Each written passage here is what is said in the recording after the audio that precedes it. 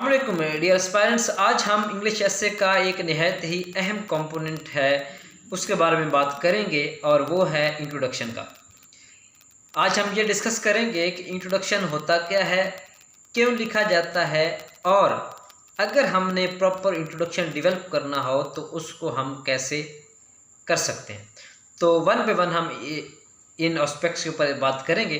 तो सबसे पहले अगर हम देखें कि इंट्रोडक्शन होता क्या है, तो इंट्रोडक्शन है आपके एसे का क्रक्स। एक जो जो सेंट्रल थीम है आपका एसे के ऊपर, आपके जो आर्गुमेंट्स हैं उस एसे के टॉपिक के ऊपर, उनको अगर हम सम अप करें एक पेज में, 1.5 पेज के अंदर, तो उसको हम नाम देते हैं, उस पैराग्राफ को हम नाम देते हैं इंट्रोडक्शन। इंट्रोडक्शन आपका एक ओवरव्यू है आपके उस 15 से 20 पेजेस के एसे का। कि एक तरफ आपके वो 15 से 20 पेजेस हैं उस टॉपिक के ऊपर, एक तरफ आपका वो एक पैराग्राफ है, तो वो एक पैराग्राफ आपका उन 15 से 20 जो पैराग्राफ्स हैं उनकी रिप्रेजेंटेशन कर रहा होता है, उन आइडियाज़ की रिप्रेजेंटेशन कर रहा होता है, उन आपके जो थॉट्स हैं उस टॉपिक के ऊपर उनको कन्वे कर रहा होता है। तो उसको हम कहते हैं इंट्रोडक्शन का पैराग्राफ। इन शॉर्ट आपके एसे का जो क्रक्स है उसको हम कहते हैं इंट्रोडक्शन। इंट्रोडक्शन क्यों लिखा जाता है? इंट्रोडक्शन आप यूँ समझ लें कि वो जो पढ़ने वाला है, रीडर है, हमारे केस में जैसे एग्जामिनर है, तो उसकी आसानी के लिए लिखा जाता है। हम इंट्रोडक्शन के पैराग्राफ के अंदर उस टॉपिक के ऊपर हमारी क्या कमांड है, उस टॉपिक के हवाले से हम क्या सोचते हैं, हमारा पॉइंट ऑफ व्यू क्या है, हमारे थॉट्स, हमारे आर्गूमेंट्स क्या उस टॉपिक के हवाले से, वो हम जो प्रेजेंट करते हैं अगर एक ही पैराग्राफ के अंदर, तो उसको हम नाम दे देते हैं इंट्रोडक्शन का। इंट्रोडक्शन से एक ओवरऑल जो एग्जामिनर है वो उसको एक आइडिया होता है आपकी कमांड ओवर द टॉपिक पर, और इसके साथ साथ आपकी जो कमांड है लैंग्वेज के ऊपर, आपका जो पॉइंट ऑफ व्यू इस टॉपिक के ऊपर, वो सारी चीज़ें उसको इंट्रोडक्शन का जो पैराग्राफ है उससे क्लियर हो जाती हैं। आप यूँ समझ लें, इंट्रोडक्शन के हवाले से एक अहम जो बात है वो ये है, एक तरफ आपका 15 से 20 पेजेस का एसे है, 15 से 20 आपके पैराग्राफ्स हैं, दूसरी तरफ आपका एक पैराग्राफ है। तो जो पढ़ने वाला है वो अगर आपका इंट्रोडक्शन का पैराग्राफ पढ़ता है उसको भी वही समझ आती है जो दूसरा बंदा आपके 15 से 20 पेजेस पढ़ के बात समझ रहा है, उसका और दोनों का इंट्रोडक्शन पढ़ने वाले को जो सेंट्रल थीम वो निकाले, जो सेंट्रल आइडिया उसको मिले, वो एक ही मिले। इसका मतलब ये है कि आपका इंट्रोडक्शन प्रॉपर था। आपने अपना मैसेज, अपना पॉइंट ऑफ व्यू, अपना स्टांस, आपके जो आर्गूमेंट्स हैं वो आपने ठीक तरीके से कन्वे कर दिए। अब आते हैं इंट्रोडक्शन लिखने की तरफ कि प्रॉपर इंट्रोडक्शन कैसे लिखा जाता है। अब अगर हम जनरली इस पर बात करें तो इंट्रोडक्शन के 3 हिस्से हो सकते हैं। पहला हिस्सा होता है कि जिसमें आप टॉपिक को स्टार्ट करते हैं, इंट्रोड्यूसिंग योर टॉपिक, या उसको हम बाज़ का टेक्निक उसको हुक का नाम भी दिया जाता है, या आप यूँ कह लें कि start of your topic, start of your एसे। वो जो पहला हिस्सा वो होता है। दूसरा हिस्सा जो होता है वो होता है आपकी आर्गुमेंटेशन का, आपके पॉइंट्स का, आपके स्टांस का, और तीसरा हिस्सा आपका आता है आपके कंक्लूजन का, आपके कंक्लूडिंग सेंटेंसेस का, या उसको थीसिस स्टेटमेंट भी बोलते हैं। अगर थीसिस स्टेटमेंट वहाँ पे आखिर में लिखी जाती है तो उसको हम फिर थीसिस स्टेटमेंट कह देंगे। तो ये 3 हिस्से हैं जनरली एक इंट्रोडक्शन के पैराग्राफ के। अब वन बाय वन हम कोशिश करते हैं कि इन तीनों हिस्सों के ऊपर बात करें ताकि आप लोगों को आसानी से बात समझ आ जाए कि इंट्रोडक्शन होता क्या है और हमने एक प्रॉपर इंट्रोडक्शन कैसे डेवलप करना है। तो पहले बात करते हैं उसके स्टार्ट के हवाले से। तो एक चीज़ जो सबसे अहम है यहाँ पे बतानी आप लोगों को, वो ये है कि जो इंट्रोडक्शन का स्टार्ट होता है उसका कोई भी ऐसा कोई बाकायदा कोई ऐसा रूल नहीं है कि आपने उसको ऐसे ही स्टार्ट करना है। मुख्तलिफ वेज़ हैं, मुख्तलिफ स्टाइल्स हैं इंट्रोडक्शन को स्टार्ट करने के। अगर मैं इसको ब्रीफली बात करूँ तो आप उसको कोटेशन से स्टार्ट कर सकते हैं, आप उसको किसी जनरल सेंटेंस से स्टार्ट कर सकते हैं, किसी इन्फॉर्मेशन, किसी स्टेटिस्टिकल डाटा से स्टार्ट कर सकते हैं, आप उसको क्वेश्चन बिल्ड करके आप उसका स्टार्ट ले सकते हैं। तो बहुत सारे स्टाइल्स हैं या वेज हैं जिससे आप इंट्रोडक्शन का पैराग्राफ स्टार्ट कर सकते हैं। तो जब आप उसको स्टार्ट करते हैं, कुछ सेंटेंसेस आप 3 4 5 जो भी सेंटेंसेस आप जो जो पॉसिबिलिटी होती है वो आप लिखते हैं, और उसके बाद आप उसको आप लेके आते हैं अपने टॉपिक की तरफ। तो आप उसमें आखिर में जो पहला हिस्सा होता है उसके आखिर में आप टॉपिक को इंट्रोड्यूस करवाते हैं। तो यूँ समझ लें कि जो पहला हिस्सा है वो एक जनरल स्टार्ट है, वो चाहे कोटेशन का है, वो आप क्वेश्चन का है, किसी इन्फॉर्मेशन से है या एक जनरल सेंटेंस से है, उसको आप 2 से 4 सेंटेंसेस के अंदर जब आप उसको आप जो आपका टॉपिक है, जो गिवन टॉपिक है, उसके ऊपर उस एस्पेक्ट के ऊपर आप लेके आ जाते हैं, तो हम कहते हैं कि ये आपका जो पहला हिस्सा है यहाँ पे वो कंप्लीट हो गया है। वो चाहे किसी किस्म का भी स्टार्ट आपने लिया हो। लेकिन यहाँ पे एक चीज़ जो ज़रूरी है आप लोगों को बताना, या स्टूडेंट्स अक्सर इसमें गलती करते हैं कि वो बाज़ औक़ात जब जनरल स्टार्ट लेते हैं आपके इंट्रोडक्शन के पैराग्राफ का, तो इतना जनरल होता है कि उनको वापस टॉपिक पे आते आते भी आधे से ज़्यादा पेज उनको लिखना पड़ जाता है।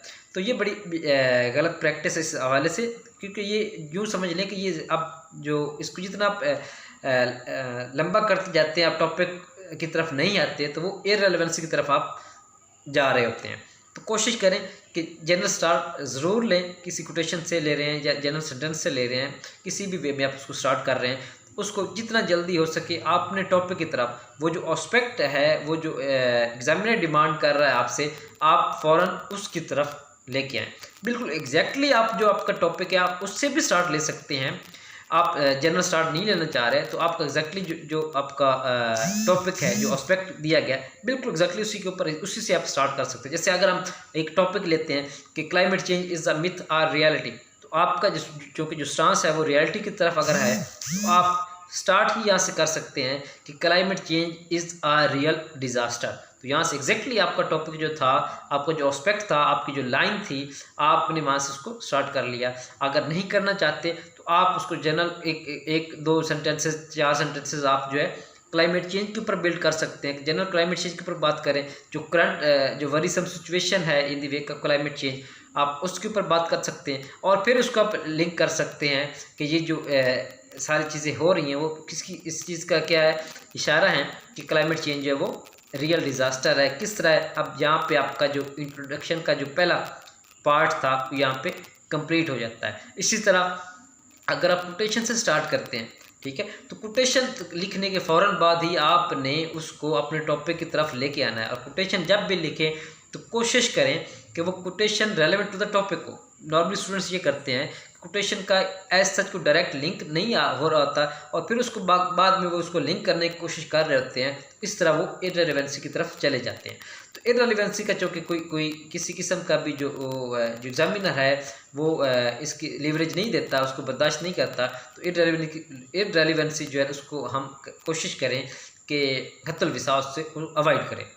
अच्छा जी, कोटेशन की बात हो रही थी, तो कोटेशन से अगर हम स्टार्ट करते हैं तो उसको भी कोशिश करें कि 2 से 3 सेंटेंसेस के अंदर हम उसको टॉपिक की तरफ लेके आएँ। फर्ज करो अगर हम एक टॉपिक हमारा है कि human beings are responsible for climate change, इसमें अगर हम कोटेशन से स्टार्ट करते हैं तो हम तो कोटेशन इसमें एक बड़ी इम्पोर्टेंट कोटेशन है, वो आप कोट कर सकते हैं कि the earth is not dying, it is being killed, and those who are killing it have names and addresses. Names and addresses means directly हम इस बात को समझ सकते हैं कि वो ह्यूमन बींग्स की तरफ उसका इशारा है। तो यूँ हम इस कोटेशन को कोट कर सकते हैं। उसके बाद हम कर सकते हैं कि द वर्ड्स ऑफ फलां फलां फलां, ठीक है, clearly depict that climate change is impacting the very existence of humankind, ठीक है, and the humankinds are responsible for this disaster and so on so। तो किसी भी तरह आप उसको स्टार्ट कर सकते हैं। तो मकसद बताने का ये है कि आप कोटेशन से जब भी शुरू करेंगे उसके फ़ौरन बाद आप उसको टॉपिक के साथ लिंक करेंगे फ़ौरन, और यूँ आपका जो पहला हिस्सा है इंट्रोडक्शन का वो यहाँ पे कंप्लीट हो जाता है कि आपने टॉपिक को इंट्रोड्यूस करवा लिया। अब इंट्रोड्यूस करवाने के बाद दूसरा हिस्सा शुरू होता है, और वो है आर्गुमेंटेशन का, वो है आपके वो पॉइंट्स का जो आपने आउटलाइन के अंदर दिए हैं। इसके बाद इसमें आप क्या करेंगे, जब आपने टॉपिक को इंट्रोड्यूस करवा लिया तो अब उस टॉपिक को, उस अपने पॉइंट ऑफ व्यू, आपका व्यू जो है और आपकी जो आर्गुमेंट्स हैं उसके ऊपर, वो सारे के सारे आपके उस स्टांस को अब यहाँ पे सपोर्ट करेंगे। One argument, second, third, fourth, इस तरह आपका आर्गूमेंट्स जो भी आ रहे हैं वो सारे के सारे वन पे वन आपके स्टांस को सपोर्ट करते जाएंगे। और यूँ आपका जो दूसरा हिस्सा है वो सिर्फ और सिर्फ अपने स्टांस को सपोर्ट करने का है, अपने आर्गूमेंट्स देने का है, अपने जो पॉइंट्स है वो यहाँ पे प्रेजेंट करने का है उस टॉपिक के हिसाब से। और ये आपका दूसरा हिस्सा होता है। और दूसरा हिस्सा जब आपका कंप्लीट हो जाता है उसके बाद बारी आती है आपके तीसरे हिस्से की।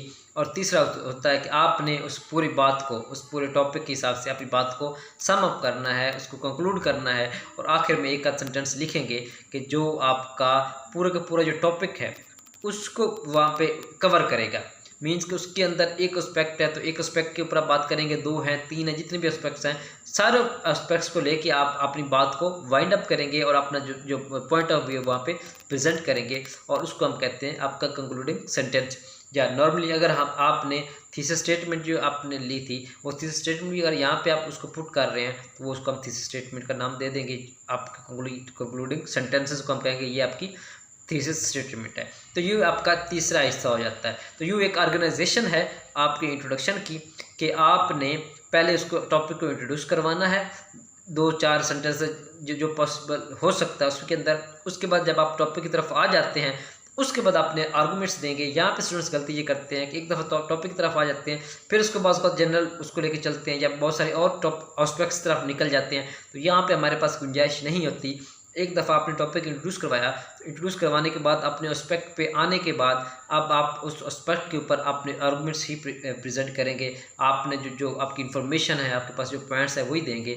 इधर उधर की आप बात या कोई एक नया एस्पेक्ट जो है या वो एस्पेक्ट जो टॉपिक के अंदर नहीं पूछा गया उसके ऊपर बात नहीं करेंगे और आखिर में आप उसको कंक्लूड करेंगे। तो इन जनरल अगर हम जनरल सेंटेंस से स्टार्ट करते हैं तो हम ये भी कह सकते हैं कि आपका जो इंट्रोडक्शन है वो एक इन्वर्टेड ट्राइंगल होती है। कि जैसे इन्वर्टेड ट्राइंगल में आप देखिए उसकी बेस जो है वो जब ऊपर होगी तो वो वाइडन बेस है। तो एक मीन्स कि आप जनरल से वे में उसका स्टार्ट लेंगे और जनरल वे से आप उसको स्पेसिफिक उसको लेके आ रहे हैं। मतलब पहले जनरल सेंटेंसेस थे उसको थोड़ा आपने स्पेसिफिक किया, आप टॉपिक की तरफ आ गए, फर्दर आपने उसके ऊपर आर्गुमेंटेशन जो है वो अपनी पूरी की और आखिर में जब आपने इसको कंक्लूड किया तो वो जो टिप ऑफ जो आपकी ट्राइंगल है वो है आपके थीसिस स्टेटमेंट है, वो आपका कंक्लूजन, आपका ओवरऑल जो पॉइंट ऑफ व्यू उस पूरे टॉपिक के ऊपर एक लाइन के अंदर, 2 लाइन्स के अंदर, वो आपका थीसिस स्टेटमेंट है। और यूँ आपका जो एक ऐसे है वो एक जनरल वे से स्टार्ट हुआ और एक स्पेसिफिक लाइन के ऊपर, स्पेसिफिक स्टांस के ऊपर वो एंड हो गया। और एक ट्राइंगल जो इन्वर्टेड ट्राइंगल है उसकी फॉर्म में आपने एक पैराग्राफ डेवलप किया और उस पैराग्राफ को नाम देते हैं इंट्रोडक्शन का। तो यूँ अगर आप इस इन लाइंस के ऊपर अगर आप देखते हैं और इंट्रोडक्शन को स्टार्ट करते हैं तो इस इंट्रोडक्शन को हम कहते हैं कि ये एक प्रॉपर इंट्रोडक्शन है।